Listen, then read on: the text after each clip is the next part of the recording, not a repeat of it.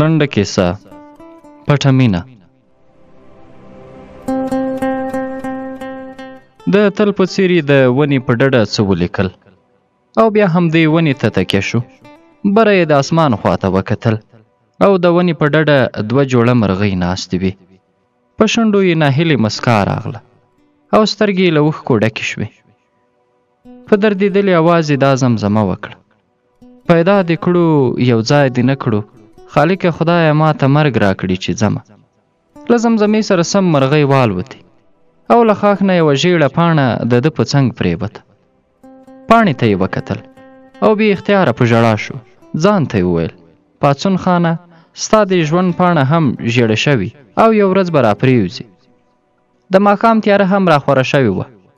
د کور په طرف روان شو. ماښام یې مور ته د تګ خبره بیا په یاد کړه. هغې ورته وویل: پاڅونه زویه، ولې مې خاورې په سر کوي؟ ولې دلته د څه کمی دی چې ته غواړې خارج ته لاړ شي؟ پاڅون دواړه پښې په یوه موزه کې دننه کړې. ویل یې: ګوره مورې، که ته مې پلار ته نه وایې، دا ځل ورته زه خپله وایم، خو نور دلته نه پاتې کېږي.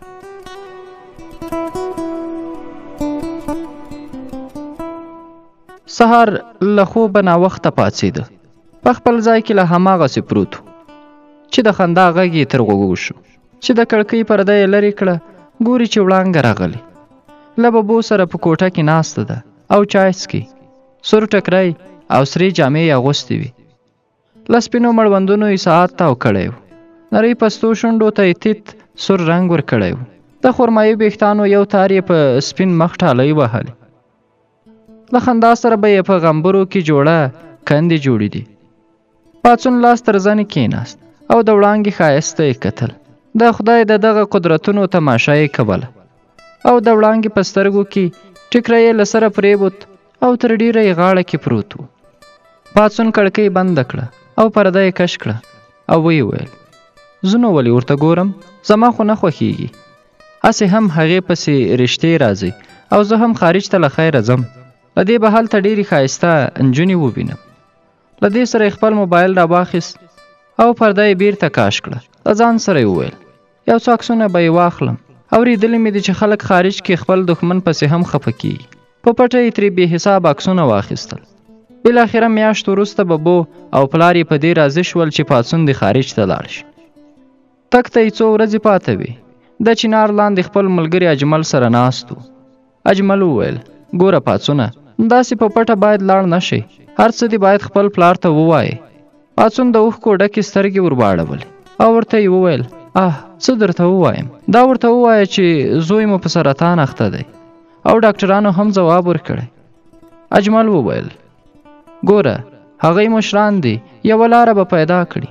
پاڅون ترخه مسکا وکړه او ویې ویل: د ډاکټر خبرې خو دې خپله واورېدې چې ویې ویل پاتې کېدل د امکان نه لري.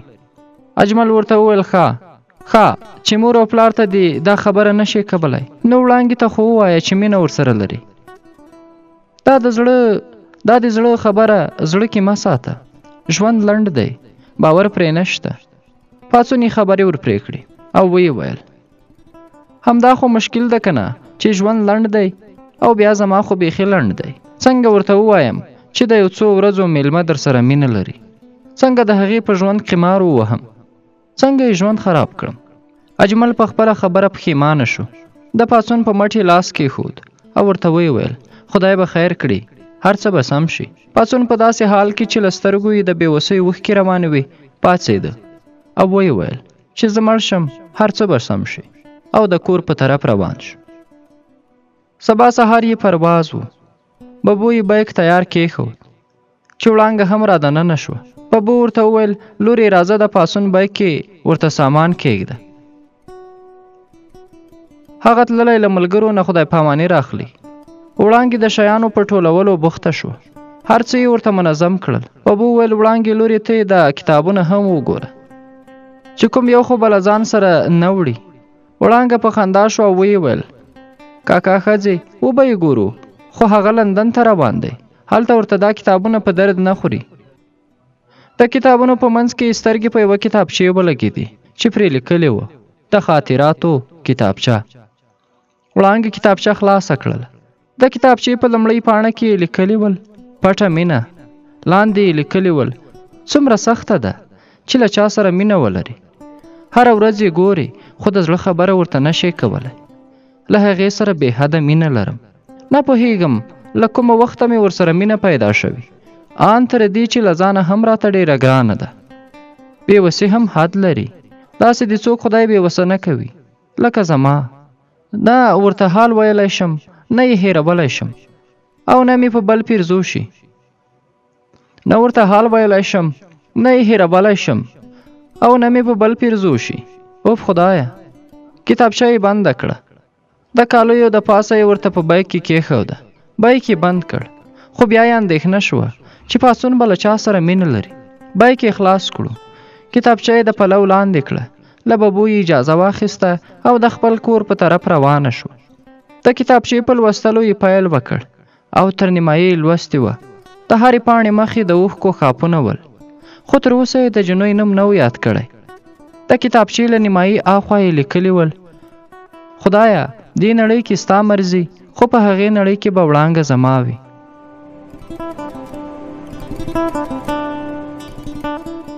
د وړانګې په سترګو کې تیاره شوه. سر یې تاو شو. وجود یې ولړزېده. مخ یې سور واوښت. کتابچه یې له لاسونو وغورځېده. شیبه خاموشه وه او اوښکې یې په مخ لارې جوړولې. ځان سره یې وویل شاید بله وړانګه وي. یوازې زه خو وړانګه نه یم. شاید لیک مې سم نه وي لوستی. د بل چا نوم به وي. زړه نازړه یې کتابچه را واخیسته. له هماغه ځایه یې پیل کړه. خدایه له تا نه وروسته ډېره مینه له وړانګې سره لرم. هغه مې نړۍ ده. یا ربه هغه چې هر چېرته وي هر چا سره وي زما نیمګړی ژوند او خوشحالي ټوله هغې ته ورکړي. وړانګه پورته شوه. د کوټې دروازه یې بنده کړه او ښه په زوره زوره یې وژړل. د کتابچې پاڼې یې واړولې. لیکلي یې ول ای د کائناتو ربه له تا مې ګیله نه کېږي چې ولې دې په سرطان اخته کړم. پوهېږم ستا هر کار کې رحمت وي خو ای رحیم او کریمه ربه یوه کوچنۍ ګیله درنه لرم. خدایه چې ژوند مې لنډ و نو بیا دې ولې په چا مین کړم. ولې دې د وړانګې په مقابل کې احساس راکړو. ولې خدایه ولې. د کتابچې په اخیره برخه کې یې لیکلي ول په ژوند باور نه لرم. ډېرې خبرې به له ځان سره خاورو ته یوسم. وړانګې ته مې مور ورنارې کړې چې لور یې دروازه خلاصه کړه او ورته یې وویل لورې راځه چې د پاڅون دوی کره لاړ شو. سبا په خیر لندن ته ځي. وړانګې خپله ژړا ټینګه کړې وه. مور ته یې وویل مورې ته لاړه شه زه به یې سهار ووینم. د کتابچې وړانګې ورته ولیکل ای لیونیه یو ځل فقط یو ځل خو به دې له تګ نه مخکې راته ویلي ول چې را سره مینه لري. اوس نو ستا د تلو مخه نشم نیولی او نه درته د زړه حال ویلی شم. خو دا واده در سره کوم که چیرې ته لندن کې 10 کاله هم تیر کړې زه به دې په تمه یم. ستا وړانګه. کتابچه یې بنده کړله. ځان سره یې وویل سبا به یې د خدای پامانۍ په وخت کې ورته ورکړم. پاڅون مور او پلار یې راغلل او خپلوان یې تر ناوخته سره ناست و. سهار وختي ببو ورغله چې پاڅون له خوبه پاڅوي. 2-3 غږونه یې پرې وکړل. پاڅون هیڅ نه ویل. ببو یې خوا کې په زنګانو کېناسته چې له مخه یې کمپله لرې کړله. ګوري چې د پاڅون ټول ګریوان په وینو رنګ دی او موبایل کې د وړانګې عکس دی. ببو چیغې کړې چې وایي د پاڅون پلاره. وړانګه چې همدا اوس را دننه شوې وه د چغې سره سم یې پښو لاس کار پرېښود. کتابچه یې له لاسه ولوېده. په ناهیلي سره یې د پاڅون خوا ته روانه شوه. سره ته یې کېناسته او په ژړغوني غږ یې وویل زه راغلم. پاڅونه ستا وړانګه خبرې را سره وکړه. هیله کوم پاڅونه هیله کوم.